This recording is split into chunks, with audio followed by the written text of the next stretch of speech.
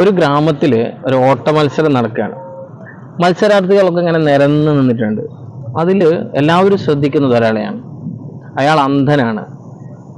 ഈ മത്സരമാകട്ടെ അല്പം കാഠിന്യമേറിയതാണ്. കിലോമീറ്ററുകളോട് ഓടണം. അതിനിടയിൽ ഒരു നദി നീന്തിക്കടക്കുകയും ചെയ്യണം. എന്നാലേ വിന്നിങ് പോയിന്റിലേക്ക് എത്താൻ പറ്റുള്ളൂ.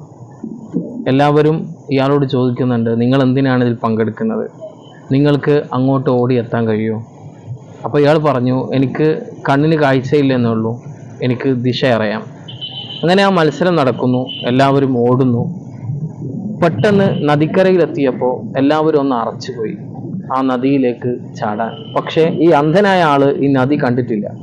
അതുകൊണ്ട് തന്നെ അയാൾ അങ്ങോട്ട് ചാടുകയും വിന്നിങ് പോയിന്റിൽ എത്തിച്ചേരുകയും ആ മനുഷ്യൻ ആ മത്സരത്തിൽ വിജയിക്കുകയും ചെയ്യാണ്. നമ്മൾ പുറം കണ്ണുകൊണ്ട് കാണുന്നതല്ല, ഒരാളുടെ മനഃശക്തിയും തീരുമാനവും കാഴ്ചപ്പാടുകളുമാണ് ഒരാളെ വിജയത്തിലേക്ക് നയിക്കുന്നത്.